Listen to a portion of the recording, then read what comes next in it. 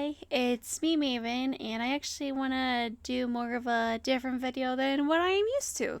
It's going to be a little more effort and just me being vulnerable and talking about myself. I have been currently dealing with a personal transformation in my life. In my personal life, how I view myself, my goals, and outlook on myself have been changing. There's a lot of external factors, current events. I've lost a few loved ones this year, going through a lot of mourning, and I'm not just like mourning the loss of loved ones, but stuff from years ago.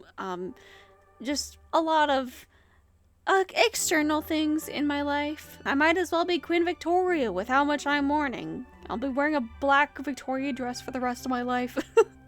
But the world has changed so much that things that I wanted to be aren't sustainable. I have seen people I know, people online who were doing what I wanted to do 10 years ago, basically ending up in the same spot as I am now. So that is liberating, but also terrifying. You know, one of the things I have found terrifying too is actually going back and looking at the stuff that interested me when I was a child, because I feel like I've been trying to confront my younger self, but I'm too scared to, because I'm scared that my younger self is really disappointed in what I am. I was bullied a lot as a kid, and I was very lonely, and I wanted to do something great, so what I went through meant something. And things that I did to protect myself as a child, I realized does not help me in my adulthood. For instance, I saw a video of this influencer. Basically, this particular influence projects a lot, and what this person said about this influencer said something that really spoke to me, which was, I'm paraphrasing, the world isn't the middle schoolers that would bully you, basically. And yeah, because that put a lot into perspective for me, because all the thoughts that I always have had this middle school bully in my head. Just, criticizing me, judging me for every single thing that I do. And I did that to protect myself as a kid. And I realized that that doesn't work in adulthood. That doesn't work. And if I want to have a good life, I'm going to have to unlearn all that. And to be fair, there are a lot of immature people out there, but that sentence really put a lot of things into perspective. I have been ashamed of myself for so long because I hold myself to the standard of a middle school bully. And hearing that has been very helpful for me, and it's really changed my outlook on life. One other thing, I started getting insane body image issues when I was 13, and I felt that if I looked a certain way, it would change everything. And I've been losing weight anyway, but the stakes used to be a lot higher. I felt like if I looked a certain way, it would heal that 13-year-old who was outcasted and bullied. But what my husband said to me very recently, and has helped, is that 13-year-old girl didn't need to look a certain way to be accepted. She just needed people that loved her for who she was. And that has really helped. And I'm surrounded by wonderful friends, wonderful family, and it's been so helpful. It really has. I have what I needed for so long already, and it's given me a lot of peace, and I want that to stick. And I've been trying to let go of all the stuff I've conditioned myself to believe, and I want to actually start living. Of course, this is a process. There is a lot more in my life. The year that my friend died in 2016, I also lost a lot of other things too that year. It was a rough year.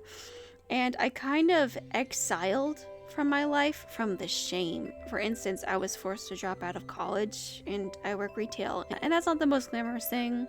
I exiled myself from my, only family in England, including my grandpa. I felt too embarrassed since he didn't understand the stuff I was into, but he tried. He was born in the 30s, and his best way of communication was handwritten letters, so that didn't really work out very well. Yeah, I felt so much shame. I felt so much shame that I wasn't anything interesting. My grandpa graduated from fucking Cambridge, and afterwards he went sailing. I'm far less impressive than him. I was far less impressive for him, so like I felt like I wasn't really worthy to talk to him. But I don't want to be embarrassed as to what I am anymore. I'm doing the best with what I got, and a lot of people are. But the most shame that I felt of what I felt the most shame was during the lockdown time where everyone was inside except for the essential workers, and I was terrified every single day. My performance was terrible because of how scared I was. I worked at a big retail store in a pretty middle-class area where all the people with a good, what's it called, white-collar jobs, whatever, would be able to just stay at home safely, and while I wore a visor and mask, and I was terrified every single day and ashamed that I couldn't be anything better, so I could be safe and have a job that I could work from home from while waiting for a vaccine. I was so scared. I remember I got a $10 tip from a customer around Christmas, which was a nice gesture, but I had to give it to the manager, and it was humiliating that I couldn't be anything better. The job that I work at now, I'm very grateful for. I have been dealing with depression-like symptoms, fighting to get out of bed, making food has been challenging. I have gone through some bad times, but I have never experienced the fight to go throughout the day as much as I have this past year. At the moment, I'm just grateful to be focusing on surviving. I'm happy to have my job because it gets me out of my bedroom. Something that really sabotages me, I do think, is my autistic brain. Things are very literal for me, where I need to learn how to hold myself a certain way. Like, just because I'm not, I don't know, a gothic vampire princess doesn't mean that I can't dress like one, you know? Where I feel like I need to be the literal thing to get the respect. But I am surrounded by friends and family and wonderful people to help me, and I'm currently focusing on them while I'm trying to just survive each day, just making every moment meaningful and enjoyable, no matter how small. One thing about my job that used to really affect me is I'm from a small town, and what would always hurt is, oh, what are you doing now? And I'm like, I'm just doing this. Well, you're gonna go back to college, right? One of the times I was really trying to, you know, be content with where I was, you know, someone asked me, like this older lady, it's like, you know, she recognized me. It's like, oh, hi, how are you? What are you doing? And like, yeah, I was honest. I was like, I'm just trying to take everything a day at a time. And then she was like, well, you're gonna go back to college, right? It's like, no, I can't afford it. I wanted to say that, but it's like, no, I can't afford it. Like that, I used to get those comments a lot when I first started my job, but you know, those have kind of calmed down. It's so strange. I've actually gotten a lot more respect since I got married. So that would mess with me. That would mess with me so much. Because like, I was basically have people inadvertently telling me that I was not good enough. What I was doing wasn't worth anything. Or at least that's how I interpreted it, that what I was doing was not the most ideal thing. But I'm just trying to survive. I'm just trying to live. You know, I want to be able to hold myself with dignity. This summer, I watched something very compelling, which was the documentary Paris is Burning. In the documentary, you basically see all these people fight to hold themselves up with dignity, and that was very compelling for me. A ball is the very word. Whatever you want to be, you be. So at a ball, you have a chance to display your arrogance, your seductiveness, your beauty, your wit, your charm, your knowledge. You can become anything and do anything right here, right now, and won't be questioned. And I want to do that. even though I'm not literally, I don't know, a cool, knowledgeable professor or librarian, I still want to hold myself up that way. Even though I couldn't really finish college or do anything, I still want to hold myself up with that dignity. I mean, at least I don't have any college debt, so who knows, maybe I win. But right now, I currently don't have any goals. I just want to live until I can build myself back up. But honestly, I don't want to say build myself back up because I think I'm transforming into my true self, I think, where, you know, I actually just cut my hair, I cleared out some of my wardrobe. I'm just kind of trying to finally embrace my true self. Dressing how I want to dress, kind of like goth, librarian, professor kind of person. Even though I'm not that, I want to present myself as that. I want to really, really express myself and act that way too. But like, all this is terrifying because I've had so many rules in my head. I have had so many rules in my head telling me I couldn't do anything.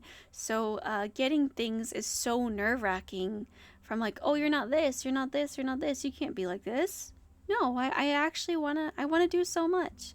And it's terrifying, but I want this to be an opportunity for me to look forward and looking back all the time. I want to feel like a character in my story than someone in the sidelines. I want to embrace the person I am than being ashamed of the person I couldn't be. I don't want to be afraid to explore my past interests because it reminds me of the shame that I am now. I don't want to be ashamed. I've been just readjusting a lot of things in my life and beliefs, and it's been tough, but I do think that it's a rebirth of some kind, and I'm going through the painful contractions. So recently, Jean Grey has joined Marvel Rivals. I've been addicted to her gameplay. It's been fun, but most importantly, there's a lot of themes of rebirth. There is an interaction between Groot and Jean where I'm paraphrasing this. I don't know. I'll just either I'll put this in here or I'll just paraphrase it. Oh, it's an honor to finally meet you. Most beings tremble in my presence, but you can see that I am more than just death. I am rebirth. Oh, I've gone through that cycle a few times myself. There's nothing to fear about it. And Groot's like, well, it's not that bad actually, you know? And yeah, so it's kind of embracing the end of things so that something new comes up, you know? And I think I'm getting emotional. I'm excited to see what I'm gonna be. I don't know if you guys will ever see it, but maybe my work will reflect it.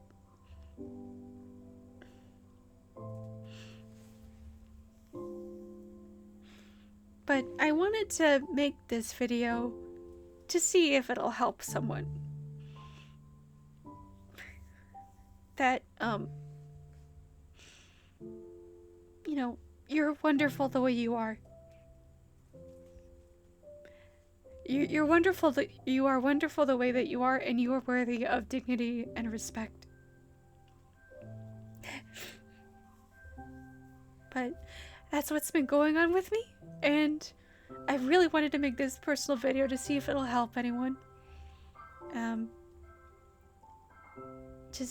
Yeah, I hope you all have a wonderful rest of your day, and I'll see you later. Take care.